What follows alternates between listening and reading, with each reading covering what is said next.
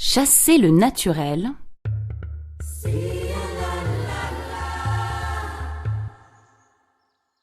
Le lièvre et le singe discutaient avec enthousiasme. Et tout en conversant, chacun d'eux laissait libre cours à son tic familier. De temps à autre, le singe se grattait avec de brefs coups de patte,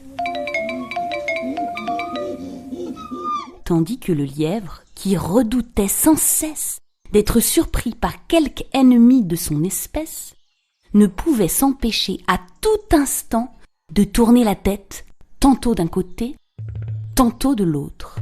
Les deux animaux ne pouvaient se tenir en repos.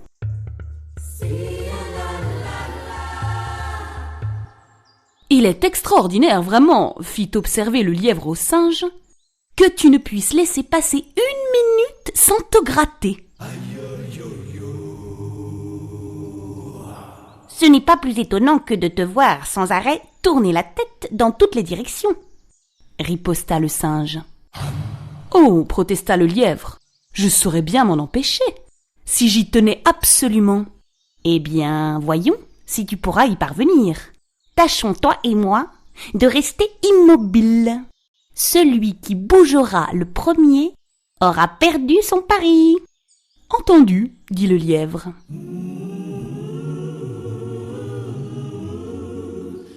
Et tous deux s'efforcèrent de ne plus faire le moindre mouvement. L'immobilité ne tarda guère à leur sembler insupportable. Le singe avait des démangeaisons comme jamais auparavant.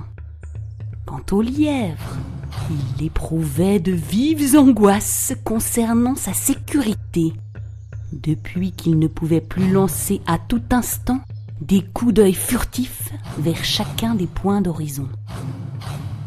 À la fin, n'y tenant plus. « Au fait, dit-il, notre pari ne nous interdit pas de nous raconter quelque histoire pour rendre le temps moins long.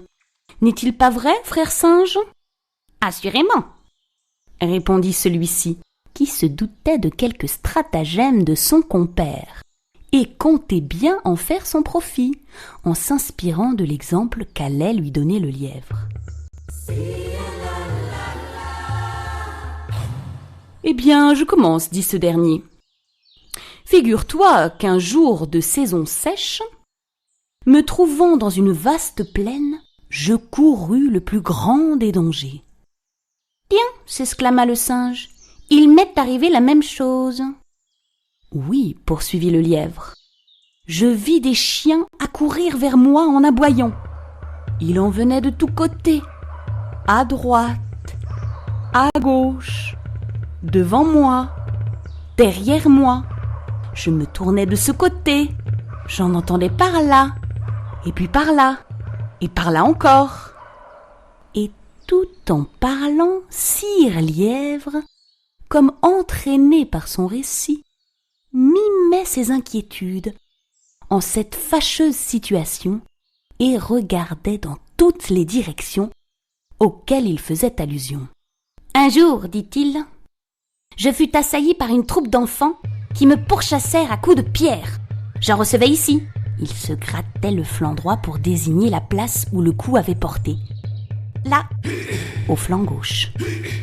Sur les reins, à la cuisse, à la nuque. » Et il indiquait chaque partie du corps qu'il nommait ainsi d'un geste précipité qui faisait cesser l'impérieuse démangeaison. Le lièvre ne pouvait plus contenir son envie de rire. Il éclata.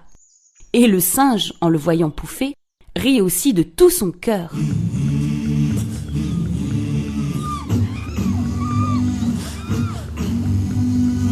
Vois-tu, nous aurons beau dire et beau faire, jamais nous ne changerons notre naturel. La preuve en est faite et bien faite. Tenons-nous-en là. Aucun de nous n'a gagné le pari, mais aucun ne l'a perdu. »